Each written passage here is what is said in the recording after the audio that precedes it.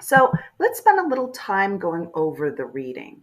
One of the things that we want to do in this module is we want you to learn about um, different theories associated with families. And that really helps you to understand how to build those partnerships, which you need in your classroom.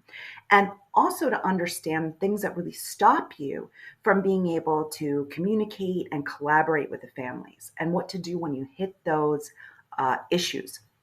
So let's look at some theories in order to help us understand what you might see in your classroom. Now, there's a lot of different people who came up with some theories. And the first one that we're going to look at is Bowen's family system theory.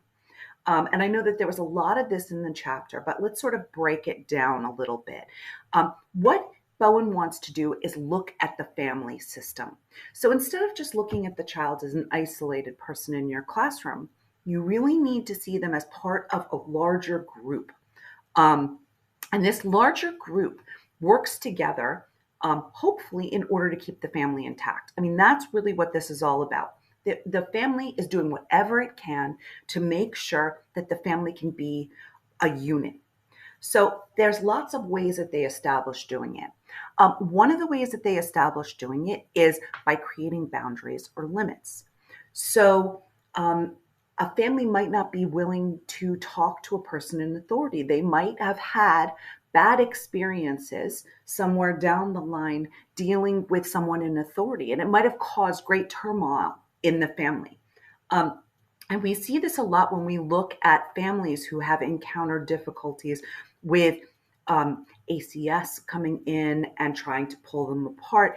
And the biggest ones that we find that really suffer from this are families in low income communities. You know, children from low income communities are much more likely to be separated from their parents.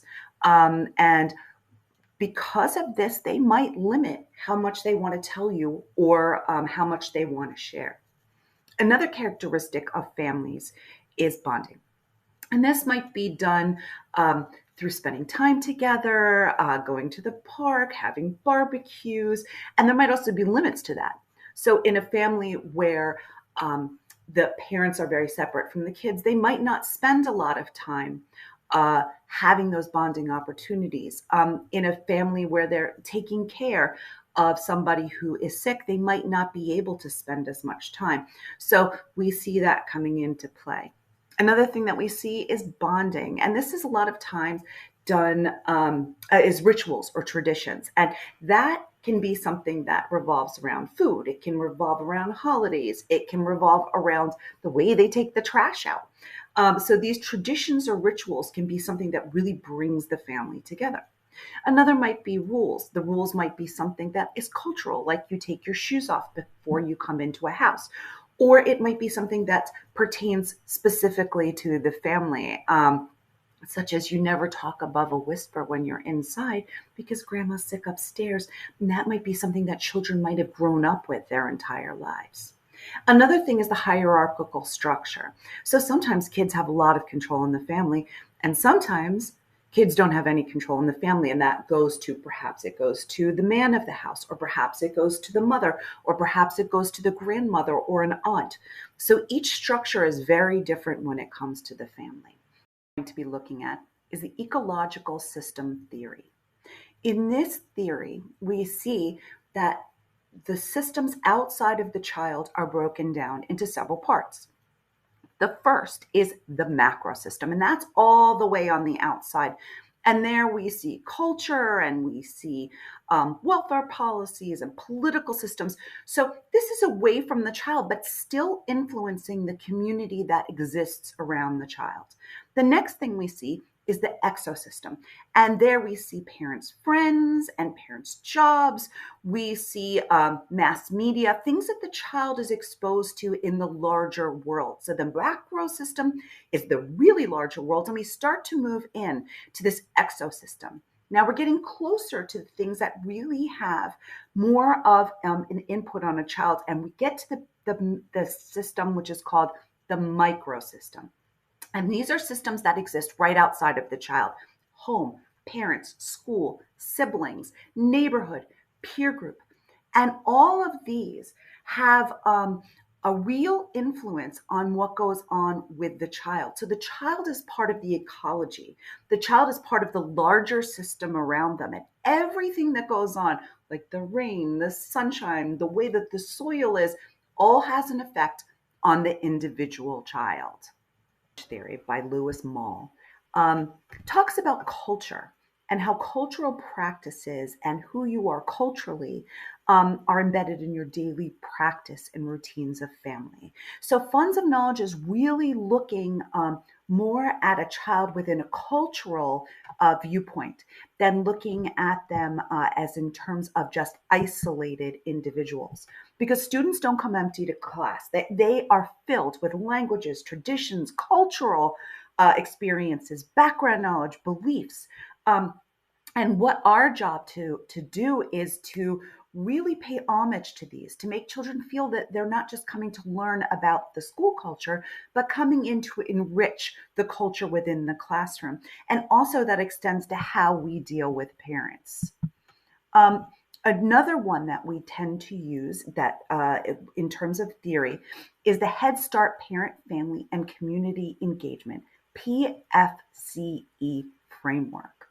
And really, what we want to do with this framework is to understand and appreciate families, um, to see their strengths, to find ways to help them participate, to really get them to be partners in their child's education. And Head Start really does a beautiful job with this. And this has been something that it was established so that it wasn't just looking at children in isolation, but it was looking at them as part of a family and part of a culture.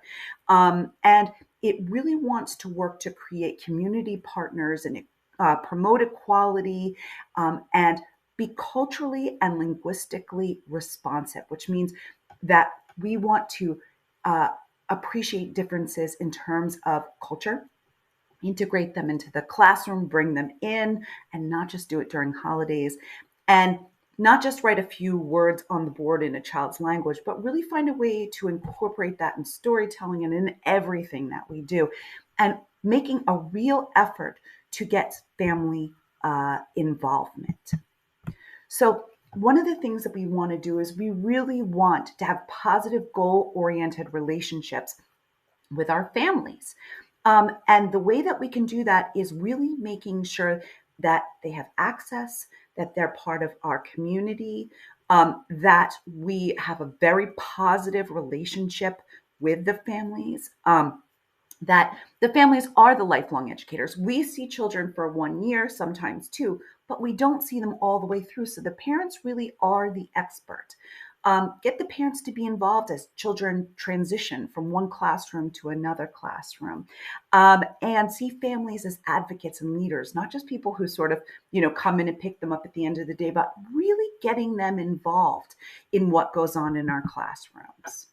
Um, and this is another way we do it is through the Family School Partnership Framework. And this is done by Joyce Epstein. Um, and so you can see here, we really want teachers to establish communication with families. We want them to build trust. We want them to build trust with the students. We want them to build trust with the families. You could be in terms of home visits. It could be parent teacher conferences. It could be finding ways to reach out. We want to make sure that we're hearing their voices in school. So making sure that we find out about their hobbies, their families, their values, their beliefs, and not just doing it once, but doing it over and over again. As we discussed, families are constantly changing, so we need to know what's going on.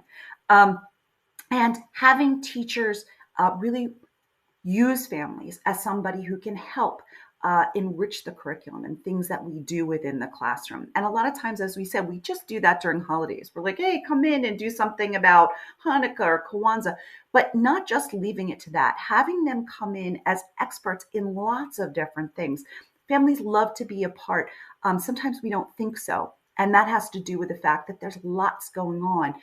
Families are extremely busy, so making sure that we're responsive to those needs as well, parents in our classroom.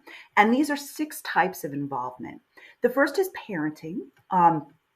We want to support children, so we really assisting parents with skills, and assisting schools to understand families. And that's type one. Type two is communicating, really have effective communication from school to home and home to school, and letting parents know how children are doing in the classroom. Type three is volunteering. Where parents and families can support the school and support the students, and making sure we have opportunities for them to do it. Type four is learning at home, giving them activities to do at home, curriculum related activities, and having them make decisions about what their children are doing. And that leads us into type five, decision making, making sure that families feel that they're participants in the school and they're not just passive, that they really have some control over what happens with their children and with their place within the school. And the last, type six, is collaborating with community, creating resources from the community for families, students, and the school, and making sure that we help provide services that the families may need. Social services, if they're going hungry, how to get food stamps, if they need winter coats, how can we assist them?